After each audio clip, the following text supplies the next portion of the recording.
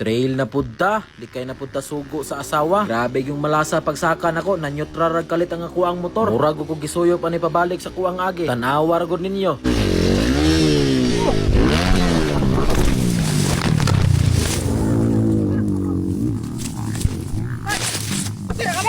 Nindota pa minahon sa pipe oy, anlipiga gyud ay. Power gud kay si Yoyo, gidagan rang downhill oy. Tanawa ra gud ninyo ang laing clip. Grabe nga panghitabo gyud. Matubuan man putag tagam-tagam ani. Tanan akong highlights murag mao gyud ni pinaka-worst. Pag-ambak nako sa motor, pastilan ni sunod pa gyud sa kuha. Ilatay-latayan gud kog maayo. May gani lagi kay naka-helmet ko anig nakabot. Naibot gud nga ako ang helmet sa kakusog sa impact. Power na gyud kay nga to ang motor aning bag-ong pipe. Nababaan gyud nga to ang voice over gahapon. Dungagan lagi o 50cc ang power sa to ang motor. Pero ang 50cc nga gihatag paatras man di ay. Pastilan pa ita. Gikapoy na siguro ni ako ang motor sa kuha ba kay pulihan naman kog sakay. Awa si Yoyo nagbahada o murag ninja oy nagpa-slide ra. Bako din talargo pag-abot ani Indorolot kay naay kamera. Kaluyan gyud ko aning adlaw ba sayonan kanang 118 kilos naglatay-latay sa kuang likod. Pero wa gyud koy tatsa bunog ra gamay sa kuang paa. Pero kanis kulot o salbahes kayo lahi mo gid check up. Nangagisi gyud nga to ang bilahan pagligid-ligid nako. Murag di na gyud ni maayo ba halos na lang gyud taga trail sige na taga intro. Tanggalan lang siguro kuning tapaludo nga ako ang atras. Kundi ibalik tong alambre nga nakahikot sa tambutso basin mo toy nakaswerte nako. Tanawa ra gud nga ako ang helmet o naingon nagbukong sa lobe oy nawa ang tapay-tapay sa babaw. Kulang na lang gud og helmet visor may nang pwede na i-rides. Di na gyud mapuslan ning helmeta perti yung pagkabuaka. Legendary helmet biyon ta kuno kay wa na ni laba-laba. Pero si Dato nagka-improve na power na kay unit. Kabaw 450 ni gamit naka full BRT pa gyud 68. Kuya pud kayo imbis ang wiper nasa tubangan iyaha kay nasa likod. Pagpangaon na dayon namo lami kay balon si Dato kani mo'y pastel perting dakua. Wa lang na kunis-kunis ang manok o ginagmay. Hala, pitinding lami ang sudan, pastil gid ay manok.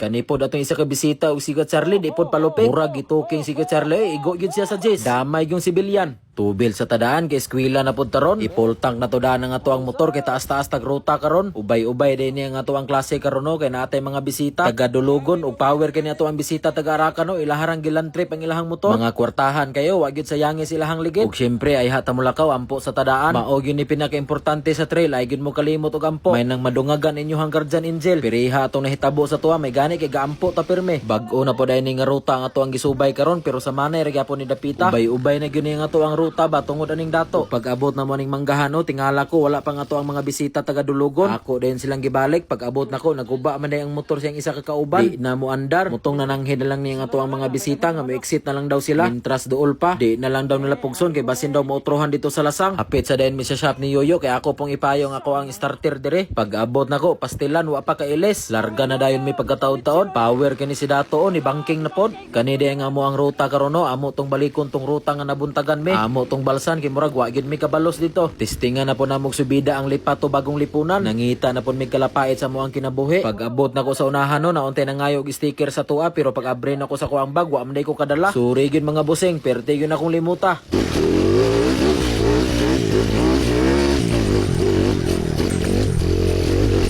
Pag-abot din na mo aning sagingan kakao na pud kog lapo. Lawom na day kay ang dalan anino kay kami manggod ang ulahi. Guba na kayo. Daghan gyud kay mi ani mga 15 mi kabuok unya ako may pinakaulahi. Basta kay saktuhan ko sa dalan perti nang gubaa. Pero mao po nay makalingaw kay ma-challenge gyud ta. Magamit gyud nga to ang tinaguang binurit. Pag-abot na ko sa unahan naapsan ako silang kagawad. Awa! Ug mao na dayon ni ang entrada pa ingon sa lipa. Wa gyud ko nag-expect nga inanay kaguba ang dalan. Bisag ang mitsili ni Yoyo, grabing kamas-kamas sa babaw. Gitistingan na kog agi diri sa ubos ni hunat gyud kog maayo. Pag-abot na kog babaw abi na kog way inagian sa kabayo. Ni samot mihnon ang kalawom dire. Mutong nagpabiran lang gyud ko dito, gamay na lang unta ang kulang. Abi manguna kog dili sungkaan ang dalan, na surprise ko pag-abot sa babaw.